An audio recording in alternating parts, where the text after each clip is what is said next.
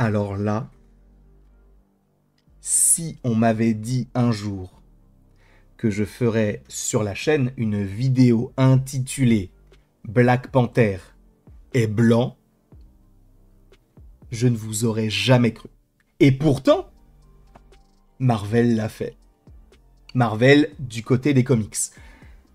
Je vous vois venir, vous là, le petit groupe au fond de la salle, qu'on appelle communément les racistes, qui pourraient venir sous cette vidéo, et de toute manière je sais qu'ils s'en donnent à cœur joie, de manière générale, en tout cas sur les réseaux, notamment sur Twitter, en disant « Ah bah là, ça vous dérange lorsque Black Panther est blanc, alors que lorsque c'est la petite sirène, ça ne vous dérange pas qu'elle soit noire. » Et là, pourtant...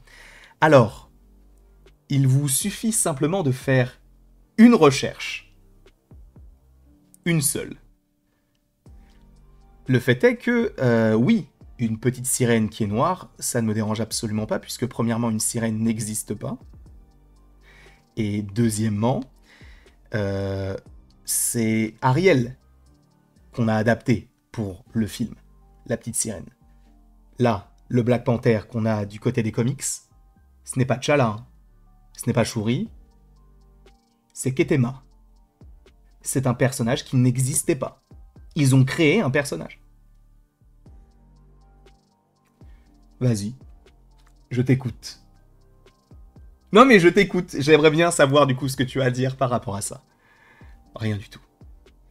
Alors, c'est vrai que cela peut paraître problématique, un Black Panther blanc, sachant qu'on connaît la signification de ce titre, au-delà d'être un personnage Marvel, au-delà d'être ce super-héros, c'est aussi un mouvement politique qui a eu lieu du côté en partie des États-Unis, enfin, bref, c'est un mouvement.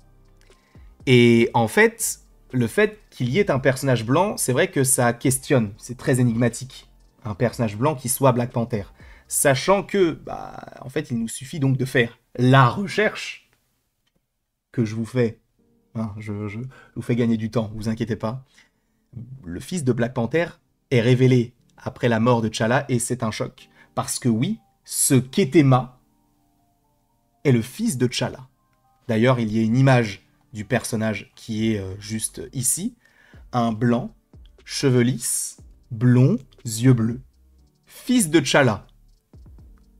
C'est très étrange. Alors, il y a énormément de mystères autour de ce personnage-là, en réalité. Parce que, en fait, ce qui est dit, c'est que ce serait donc bel et bien le fils de T'Challa, mais également de... comment s'appelle-t-elle? Monica Lynn, si je ne dis pas de bêtises. Même si on se pose la question, a priori, ce serait elle, la mère. Après, bon, il y a quand même des petites questions qui se posent, des théories, etc. Et donc oui, c'est un nouveau personnage, et Black Panther, donc T'Challa, de son côté, a perdu la vie donc dans cette mini-série de quelques épisodes de Joe Quesada, donc les Marvel Knights.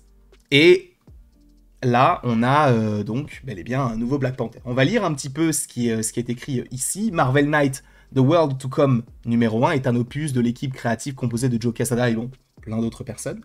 Une grande partie du conflit se déroule dans la République du Wakanda. 8 ans avant The World to Come, un T'Challa plus âgé affronte son fils Ketema dans un combat tribal pour déterminer qui gouvernera le Wakanda. De toute manière, ça, même si vous ne lisez pas les comics, vous avez vu un petit peu à quoi cela pourrait ressembler du côté des films, puisque je vous rappelle qu'il y avait la revendication du trône à la fin, enfin même au début et à la fin du côté de Black Panther, avec ce combat contre M'Baku, etc.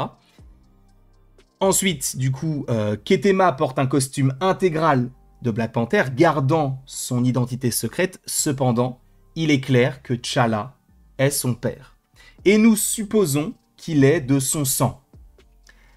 Retour sur les mariages de T'Challa avec Storm et Monica Lynn, où Monica est enceinte d'un garçon. Le conflit tribal entre T'Challa et Ketema se poursuit jusqu'à ce que le garçon prenne finalement le dessus sur son père. Ketema se tient au-dessus d'un T'Challa ensanglanté, retire son masque révélant un homme blanc aux cheveux blonds.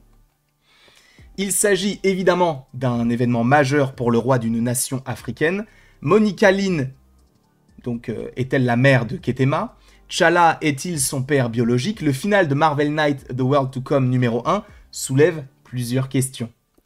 Il convient de souligner que lors d'un flashback sur T'Challa retournant chez Monica pour la demander en mariage sous la pluie, elle abandonne son conjoint de l'époque qui semble être un homme blanc pour accepter la demande de T'Challa.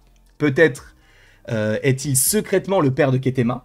Donc peut-être qu'au moment où elle a accepté la main de T'Challa, elle était déjà enceinte de cette personne, mais T'Challa a contribué à élever le garçon comme s'il était le sien. Cependant, Ketema éprouve clairement du ressentiment envers T'Challa. Il mentionne avoir été élevé par les prêtres du Wakanda, probablement parce que le roi du Wakanda ne pouvait pas être vu élevant un enfant blanc.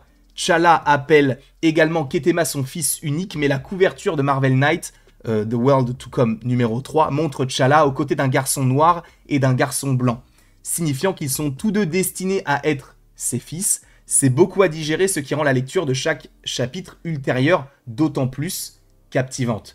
La mort de T'Challa amorce la chute du Wakanda, tandis qu'une race commence à s'emparer du précieux métal, du coup le vibranium.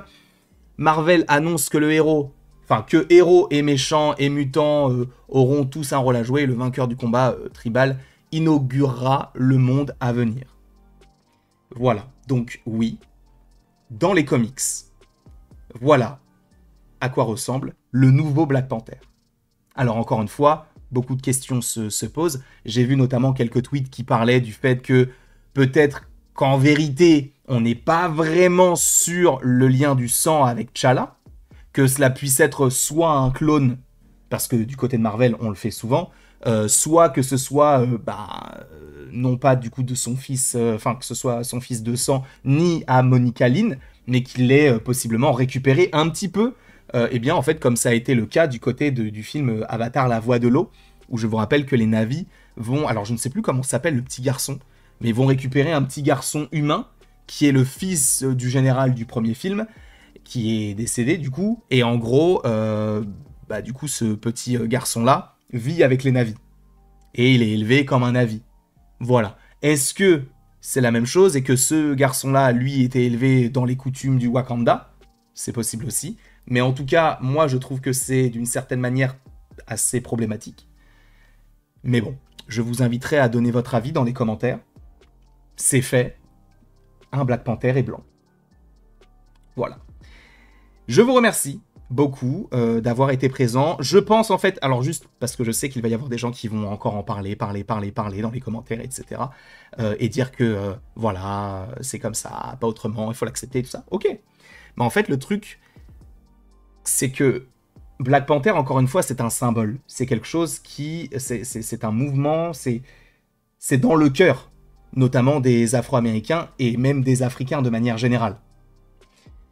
Donc, c'est vrai que peut-être que d'une certaine manière, même si l'Afrique n'est pas essentiellement noire, évidemment qu'il y a le Maghreb, évidemment qu'il y a des Blancs aussi en Afrique, notamment en Afrique du Sud, mais on connaît notamment tout ce qui se passe en Afrique du Sud, notamment par rapport au racisme.